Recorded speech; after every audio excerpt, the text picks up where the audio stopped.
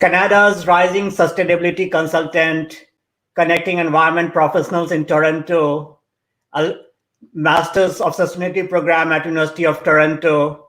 Rishabh Nanda is barely getting started. Rishabh, congratulations for joining our platform as our next green star. Welcome to the show.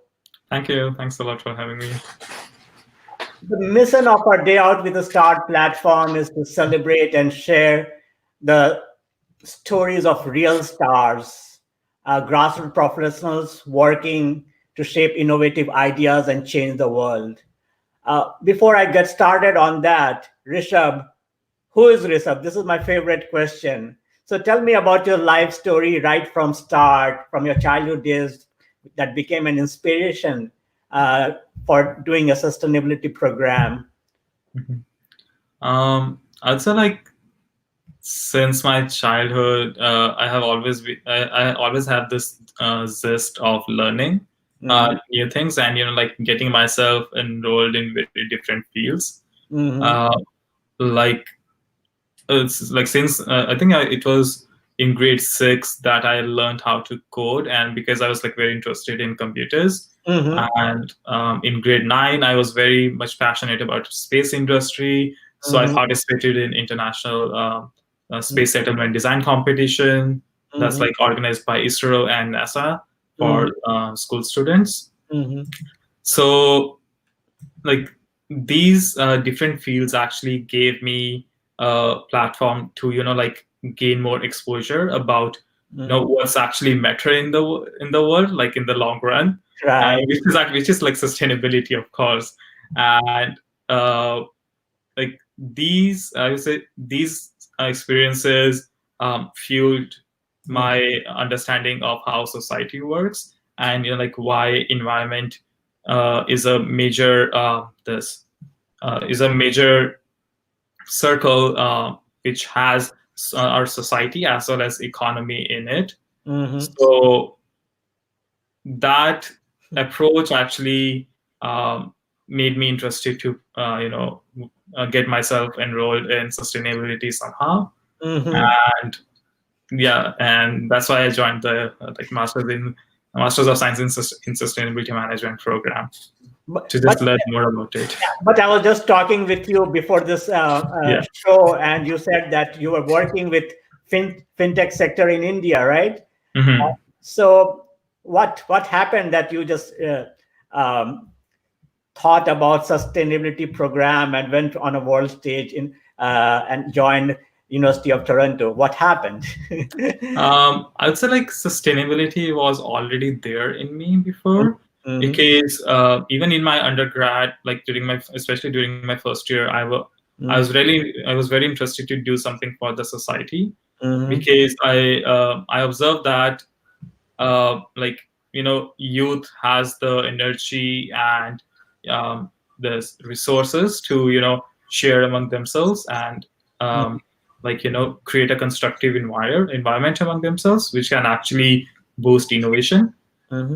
So I was working with like some non-for-profits back then, and I gained a good sense of what social aspect of sustainability means like. But like later when I was working in the fintech industry, I was living in Delhi and like living in one of the most polluted cities in the world, like made me think about my surroundings and like how it's impacting me, how it's impacting other people. And that was one of the factors which made me interested to learn more about this field, like why it's happening, what we can do, what are the solutions through which we can actually decrease so much pollution. But also some of my clients, they were like when I was working, they were having some renewable energy projects, which kind of made me interested, which kind of like intrigued me to know more about them. And like I knew the technical side of it, but I wanted to know like what's the strategy part of it, what impact those those projects are creating, and why those are basically important. So that made me interested. Right. How did you hear about the program? It's actually a really funny story. So I didn't knew about the program at all. I was planning to pursue an MBA with some courses in environment.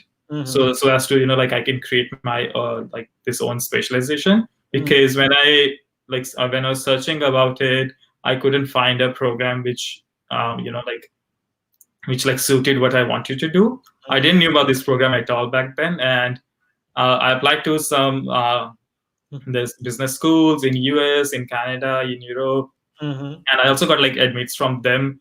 I Right. think in November of 2017. Yeah.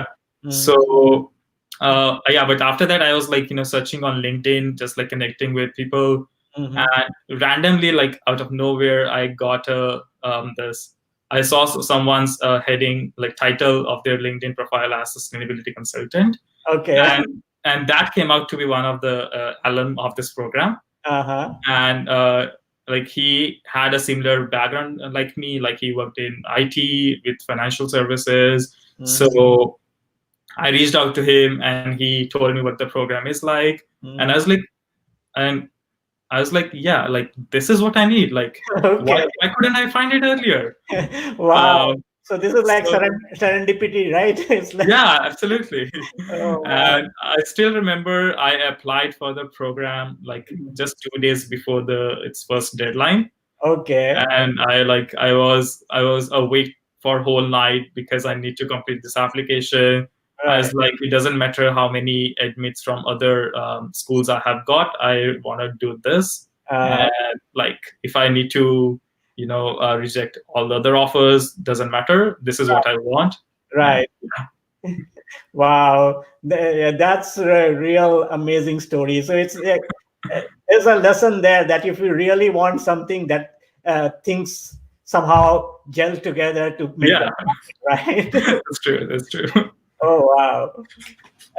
Tell me, like, you have been in the program for a couple of years now.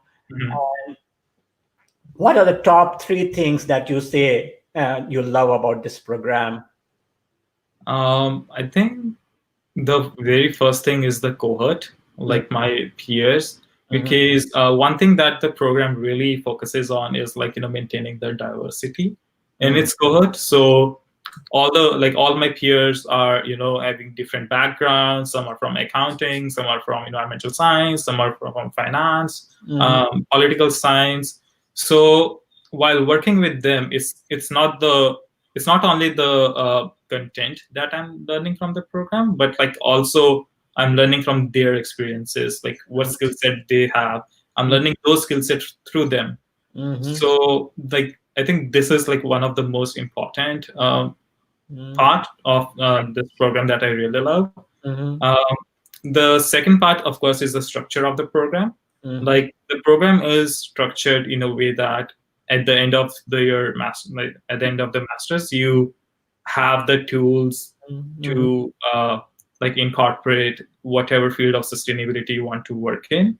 Mm-hmm. Like the program really focuses on like maintaining the holistic view of sustainability, and focuses on integrating the learnings with the real business cases. Mm-hmm. So that's the second most thing that I really like about the program, that it's a masters of science, but they still cover the approach of like a MBA, like Right. showing them what's Mm-hmm. the corporate definition of sustainabilities are, and getting you ready for the real business world. Right. And the Yeah, best part again is interdisciplinary and how close it is to the industry, right? that's true. That's true. Right. Exactly. And so while working there, you're also working for as a data analyst at Internat Energy Solutions Canada, Mhm. right? Yeah. Tell me more about your role there that makes you passionate to do it. Currently, my role is developing like strategy for reducing carbon emissions. Mm-hmm. And my projects also range from, of course, development of a strategy, but to implementing that strategy as well. Mm-hmm. Like the industries that I'm currently working with ranges from real estate to airlines, like Mm-hmm. all of those. So that is my current role with them. Mm-hmm. What what motivates me to go there and like work every day is like the the different projects that I've been working on. Right. Like, because each company is very different in terms of its whole value chain and like what they want to do to reduce their emissions. Mm-hmm. So not only providing them the strategy, but like learning Mm-hmm.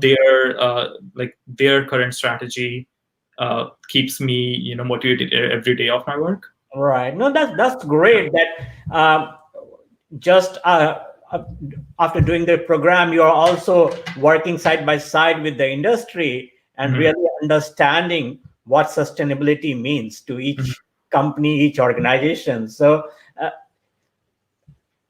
again, you are working for technical and financial solution that can increase sustainability. Yeah. Give me specific examples and solution that we can model around the world. Um, So when I say like technical and financial solutions, these are basically how these solutions actually can Mm-hmm. boost sustainability. Mm-hmm. And like how there is a misconception about sustainability that it's only related to environment, Mm-hmm. whereas it is not. Mm-hmm. So some of the solutions which like I have been searching a lot recently Mm-hmm. are like using big data Mm-hmm. for understanding what's the core issues that sustainability is facing in the world Mm-hmm. at a macro level, and at a like a micro level, how companies can use IoT automation Mm-hmm. to improve their supply chain, which will eventually decrease the emissions as well as the waste. Hence, Right. like improving their score in sustainability. Mm-hmm. Some of the financial solutions which are like really interested and have started getting attraction in the market are like green bonds, Mm-hmm. transition bonds, Mm-hmm. which are like which are for the companies who are very high carbon intensive, such as steel, Mm-hmm. pulp and paper. Like Mm-hmm. for them, like many many people would criticize them, but I feel that they don't have the required resources to transit to a low carbon economy. Right. So these kind of instruments and tools will actually help them to do that, to Mm-hmm. do this transition, Mm-hmm. and eventually became more sustainable in long term, as well as like um, just like getting more greener in their whole operations. Right.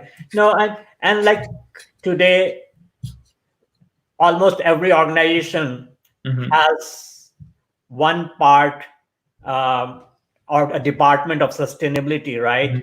And earlier it was just a regulatory requirements, Hmm.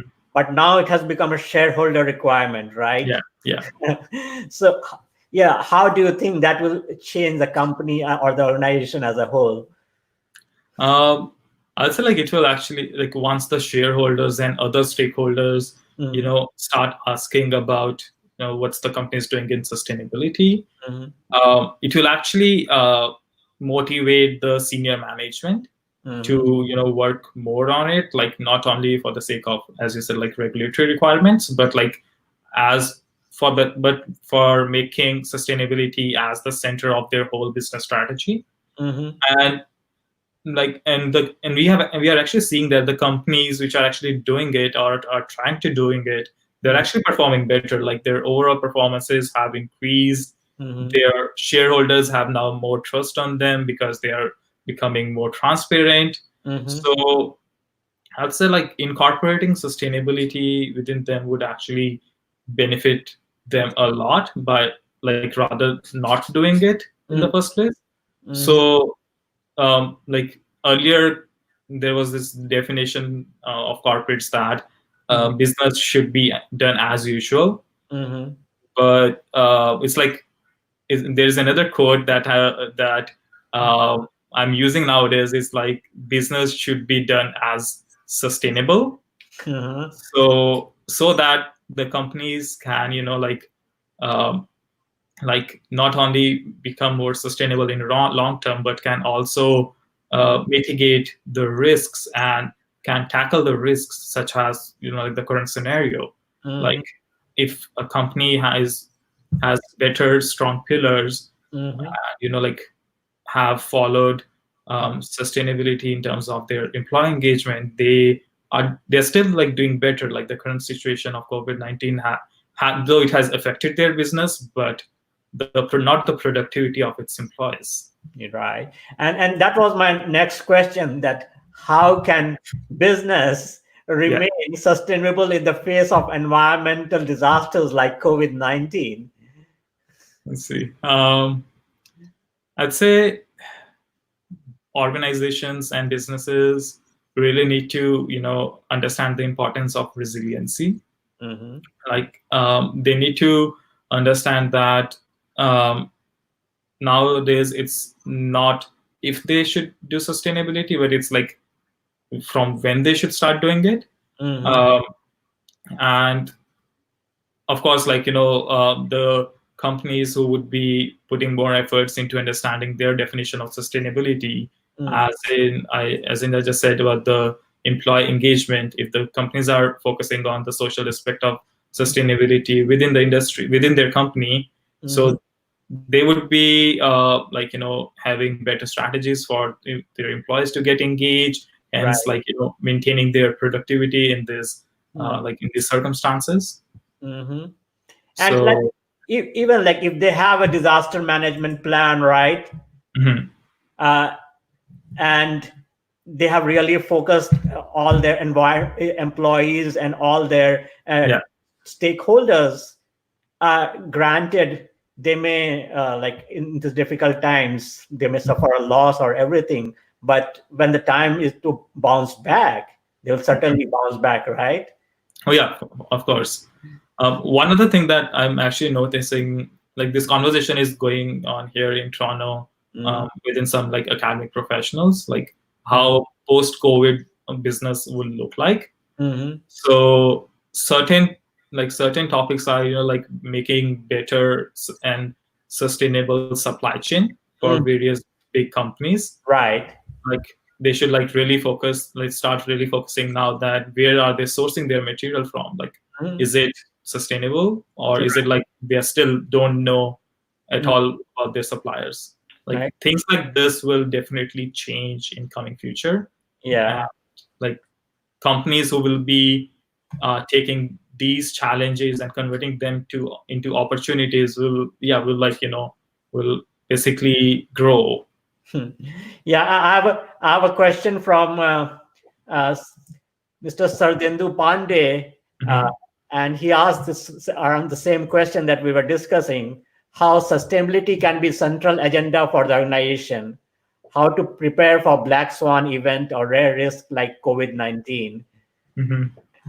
Um, I think in for future, like this is a really learning moment for many organizations and for Exactly. us as an individual. Mhm. Like uh, once the situation gets better, how a business, like I'm saying it that again, but like how a business can become more resilient Mhm. and like more adaptable, Mhm.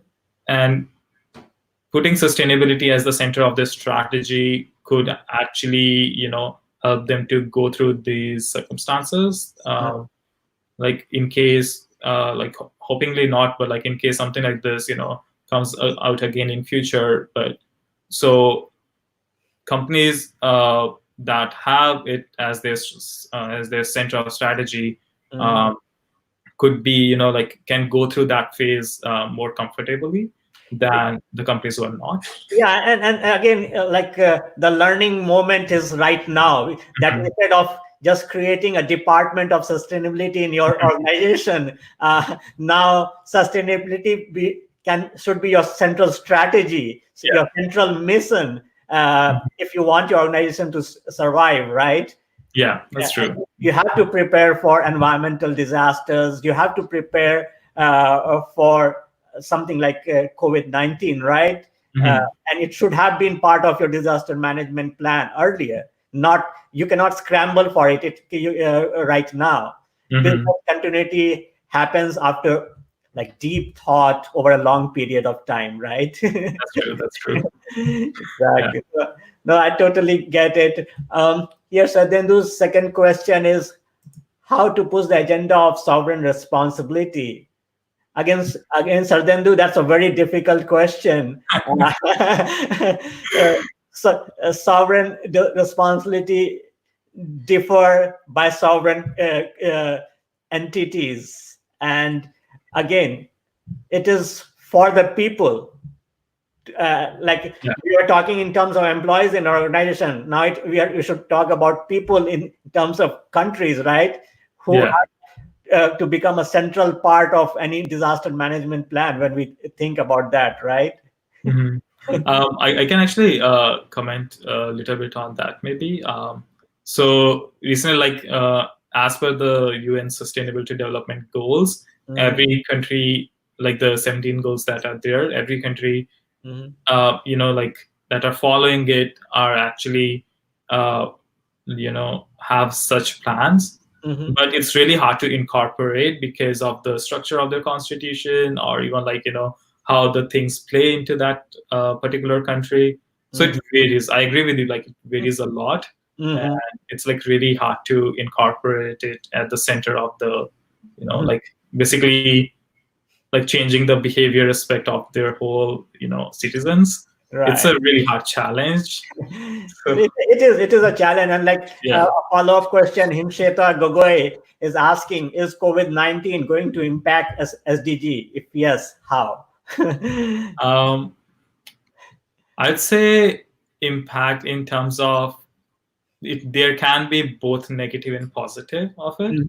In terms of positive, like it can actually shows the importance of having a having importance of wellness among citizens, and following better hygiene practices. In terms of negative,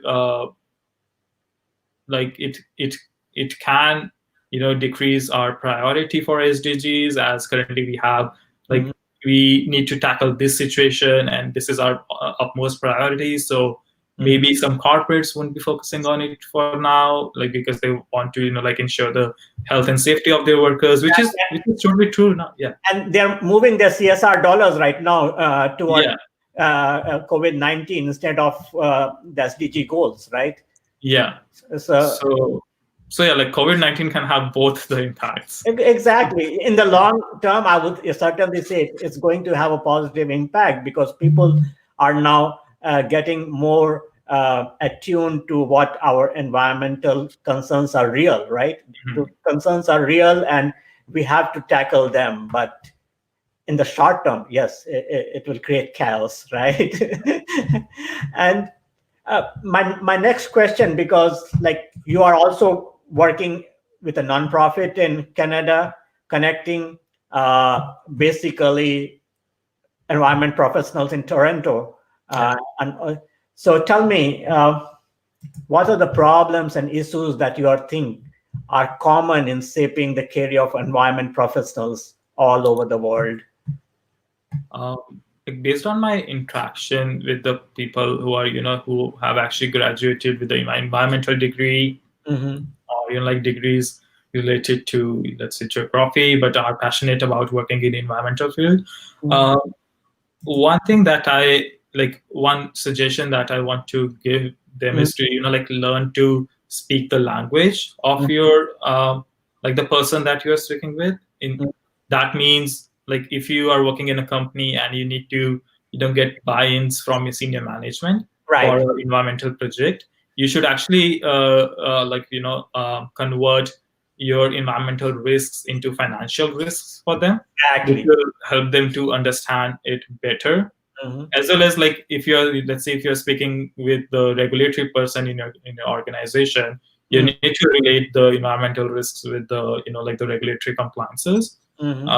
So like I'd say speaking that language would actually help you to like grow in your career like by a lot. And once you have this skill, like you can actually you'll actually start observing and start connecting the dots, and like putting and like advocating the importance of sustainability within the organization, and like what's your role in it, and which will eventually help you to boost up your career.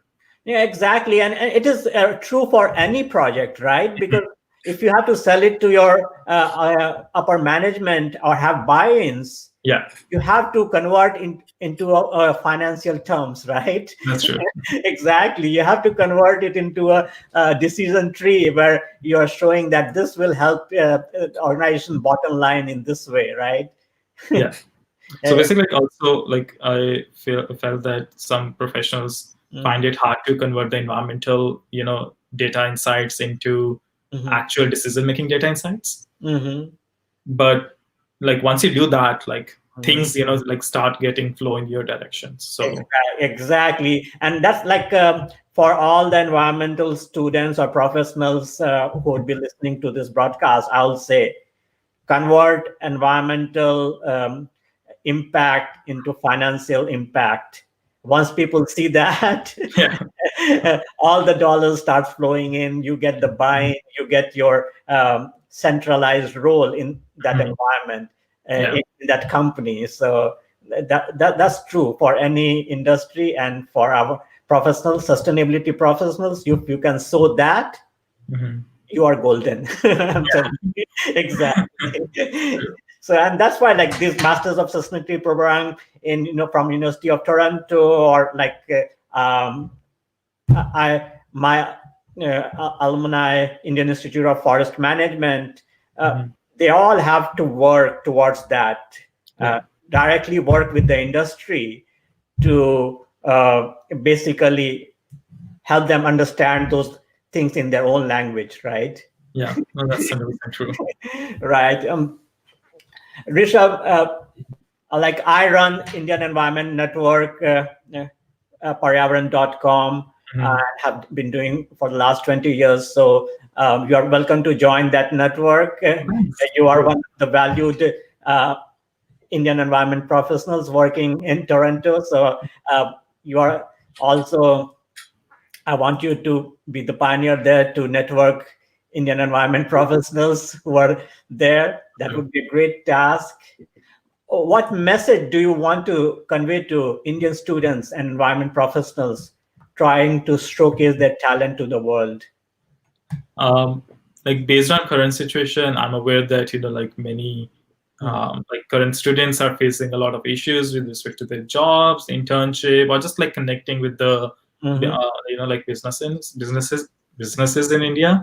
Right. So like my advice for them during this situation would be like to hang in there, Mhm, because once we cross this mhm, like this situation, like mhm. the world is gonna need you more than ever, Right. because we are already approaching the global goals of 2030 pretty soon, and all the organizations want Mhm, to like reach that.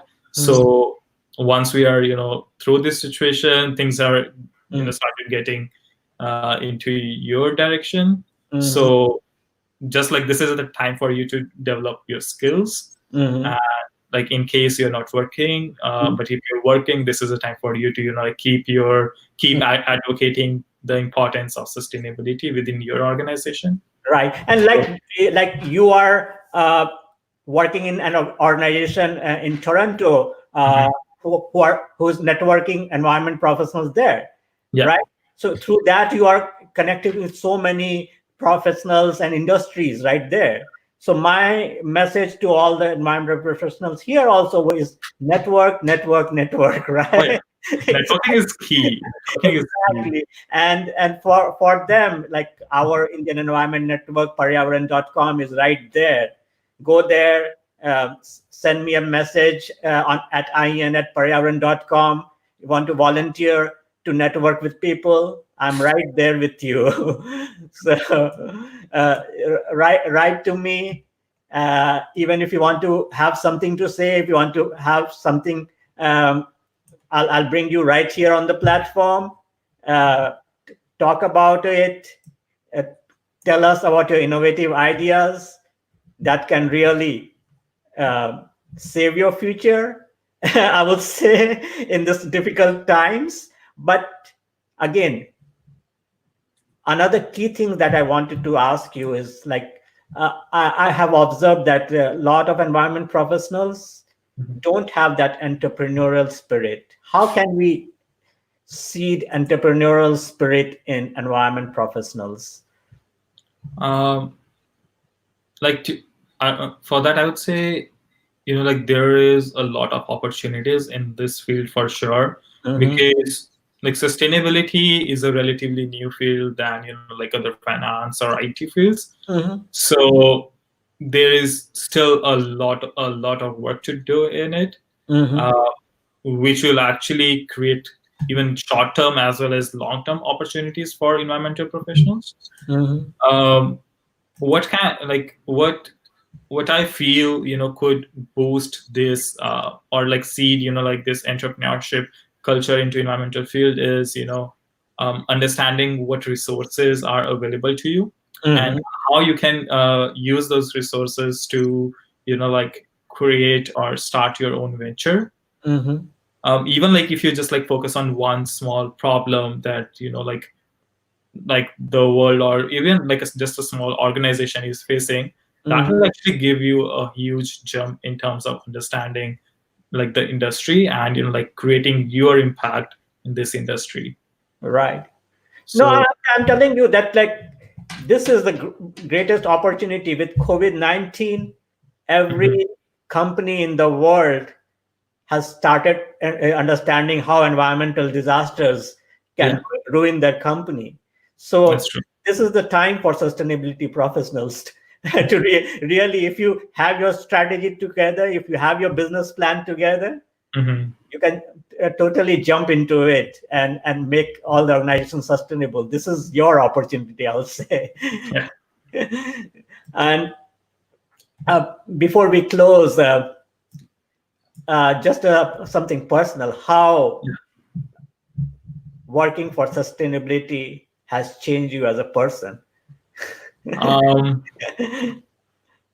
I'd say like in my so sustainability what sustainability has impact on me Uh-huh. is that I have developed this new lens Mm-hmm. of like seeing things, Mm-hmm. like my basically my approach. Like earlier it was like very technical because I'm like my background is a bit technical. Mm-hmm. Now it's like not even like in my professional life but like also in my personal life, I myself have created my own values which are very in line with what sustainability means. Mm-hmm. Like it can like it varies like diverting my own like waste to like having personal sustainability practices. Right. In professionalism, like I really care about the people that are around me, Mm-hmm. and I want to like create a positive impact on those people. Mm-hmm. And sustainability has given me this like approach, like how I can do that basically. No, it's totally true. It's like being sustainable means being you empathize, right? Yeah. You are in empathy with everyone else surrounding Mhm. you. That's true. So that is the true meaning of sustainability for me, basically. uh, uh, yeah, and I know that you are like too young for leaving a legacy, but even then, if you are thinking far ahead, what is your legacy that you want to leave as a footprint for the future generation? Um, to be honest, I haven't thought that far yet. Like, what would be my legacy? Uh-huh. But like, what one of my objectives of my own, like Mm-hmm. my life, is that I wanted to, create positive impact around people, like people that are around me, like Mm-hmm. not only my family, but like people that I'm working with or people that I like I'm having normal conversations with. Mm-hmm. I really want to have like a positive impact on them and like somehow make them like a better person. Yes. I mean, I won't say that I'm a like a really good person now, but it's that I feel that each of us has a capacity to do better in our lives, Mm-hmm. better in terms of like being empathetic, or like being just good to everyone. Mm-hmm. So that's like one of my objectives. Mm-hmm. um, No, I think that's a great objective, Rishabh.